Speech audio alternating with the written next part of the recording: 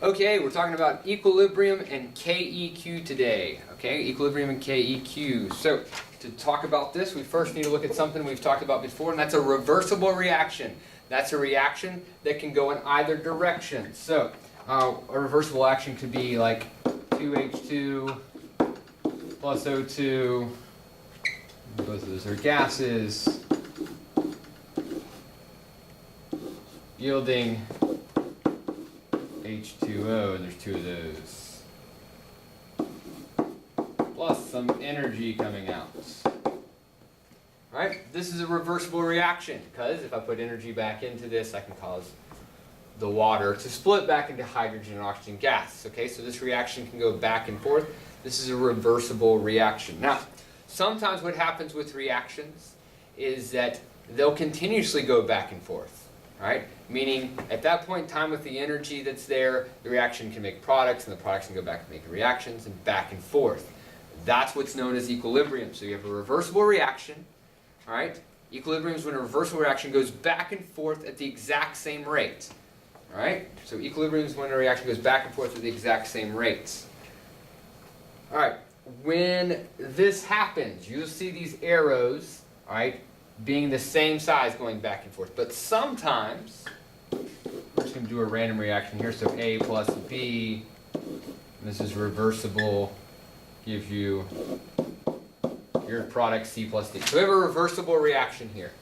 Now what will happen sometimes is the rate won't be equal. So it's reversible, but if the rate's not equal, let's say we're making products more than the reactants, okay, then what will happen is you'll have a big arrow going towards the product side and a smaller one going to the reactant side. The reverse is true. Let's say that more reactants are being made than products, then the product arrow will be small and the reactant arrow will be bigger. Okay? So the arrow pointing towards the products will be smaller, arrow pointing towards the reactants will be bigger. All right? But when you are at equilibrium, you write the arrows being the same size.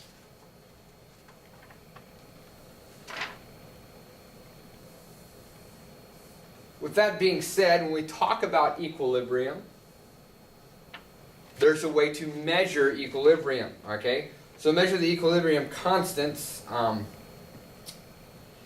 The equilibrium constant we write as KEQ.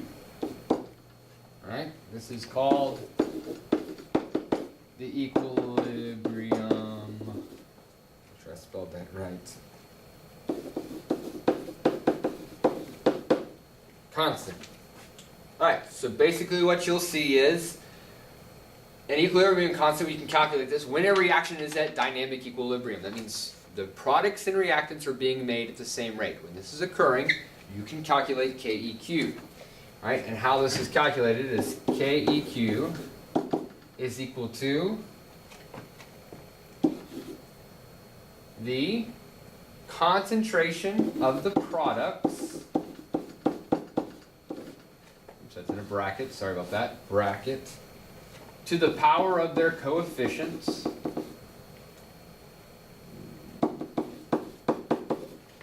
Divided by the concentration of the reactants to their power of their coefficients. So with that said, if we had that equation again, we'll put it back down here, A plus B, all right? It's an equilibrium, produces C plus D, all right? If these were all ones in front of here, so all of our coefficients were ones, our KEQ would be equal to bracket C to the first power, we won't put it, times bracket D divided by bracket A times bracket B. So if these were all coefficient of 1, they all be to the first power, we won't put that. And so you just, the concentration of the products divided by the concentration of the reactants. Now, let's say there was a coefficient. We'll put 1, we'll put a 2 here, and a 3 here. Okay, so if there was a coefficient, what we'd do is this a, the coefficient is 2, that a would be taken to the second power. C, here's the coefficient of 3, so that's taken to the third power. B and D still have a coefficient of 1, so those stay the same. Right? So, when a reaction is at equilibrium, and you know this if you see a reaction written if the arrows are both the same size, we can calculate this thing called KEQ. All right, what KEQ actually helps us do is, once you calculate this, right, if KEQ is greater than 1, the products are favored. What this means is you're at equilibrium, so the rate at which the products and reactants are made is the same, but it just means you have more, all right, products, since products are favored, more products than reactants, okay? If KEQ is less than 1, then your reactants are favored. All right, what this means is, again, you're at equilibrium, so the rate at which you're making both of them is the same, but you're going to have more reactants than products overall. Okay, so equilibrium does not mean you have equal number of reactants and products. Equilibrium means the rate at which you're creating each of them is the same. All right, so let's go down here. Here's our equation. So now that we've done the KEQ and practiced a little bit, let's write it out ourselves. If you want to pause this and try it, you can. I'll do these. So the first one here, we have 3H2 gas plus N2 gas. With the reversible reaction, and it's at equilibrium, gives me that's ammonia gas. Now, it's important to look at the state of matter, and I'll talk about why in just a second. So, KEQ for this first one is equal to the concentration of our products. It has a coefficient of 2, so the second power divided by the concentration of our reactants. Coefficient of 3, so to the third power, times the nitrogen to the first. Now, remember if it's in brackets, this means the concentration, okay? So there's our first KEQ. Let's go to the second one. Now, just a second ago I talked about it's important to look at the state of matter. Here is why. When doing KEQs, right, you can only write this because in brackets it's the concentration. Well, you can only get concentrations from things that are gases, right, and things that are aqueous. You will not write in KEQ for anything that's a liquid or a solid, okay, because their concentrations don't change, right? So only if it's a gas, or there's none on here, but if it's aqueous, you would write it in the formula. If it's not a gas or not aqueous, you don't write it. So when I look at this one, I've got 2 waters that are liquid breaking down to make hydrogen and oxygen gas. All right. I have my products here. I'll go bracket. Oops. Don't want to do 2 there. I go bracket H2 to the second power times bracket O2 to the first, so their coefficients. Since this is the only reactant, it's a liquid, this is the KEQ. It stays just like this. Going to do one more. I've got a solid and a gas. KEQ is equal to bracket I2. All right, and I'm done. Because this is solid, we don't divide it by the reactant because it's a solid. If this was gas or aqueous, I could put it down here. So here are your 3 answers. All right, well, you might as well do a problem and actually solve for it. So calculate the equilibrium constant for the following reaction. So here's our reaction. First thing I want to do is write out my KEQ. KEQ is equal to, they're all gases, so I get to put them in.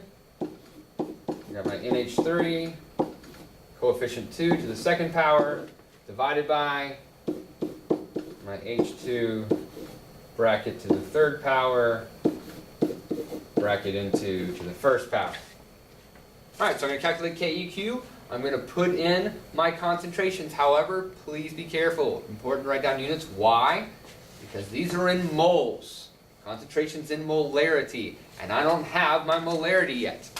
Alright, but they do give me the moles of everything, and they tell me it's in a 2-liter container. So with that being said, I can calculate the concentration of each of these, and that's what I'll do. Alright, so let's calculate the concentration of each of these. For my N2, I've got 0.15 moles divided by some 2.0 liters. So let's plug that into our calculator. 0.15 divided by 2 gives me 0.075. I don't know what I just did there. That's a 0.075 molar. I'm going to rewrite that because my smartboard's being dumb. 0.075 molar. Okay. Now we've got our NH3. Alright, being 0.25 moles divided by, once again, this is in 2 liters. Plug this into our calculator. We get 0.125 molar for our ammonia. The last one's the hydrogen. So for our hydrogen, we have 0.10 moles divided by 2.0 liters. We get 0.050 molar. Alright, once we get their concentrations, if they didn't give them, sometimes they'll be nice and they'll give them. But if they didn't, find their concentrations now plugged in. KEQ is equal to, we need our NH3, which is right here, 0.125 molar. Don't forget to square that. Divided by, let's see, our H2, which is right here, bracket 0.050 molar. That's the third power, times our N2, which is 0.075 molar. Our KEQ. Once I plug this in my calculator, we should get the answer, 0.125 squared divided by 0.05 to the third times 0.075. Alright, and I got this huge number with only 2 sig figs, 1700. Alright, KEQ is kind of fun because you don't need to put units down for KEQ. I know you're excited. Alright, so KEQ, it ends up being 1700. What does this mean? It's at equilibrium, you're making them at the same rate, but which one's favored? Well, in this case, the products are favored, okay? So the products are favored, we have a lot more. What can you do with KEQ? Well, on the next video, I'm going to show you how to change the equilibrium, to shift it in one direction or the other. And then with that, if you calculated the KEQ before and after, you could actually figure out which way it shifted based on calculations. Alright, so there it is. The next video will be on Le Chatelier's principle.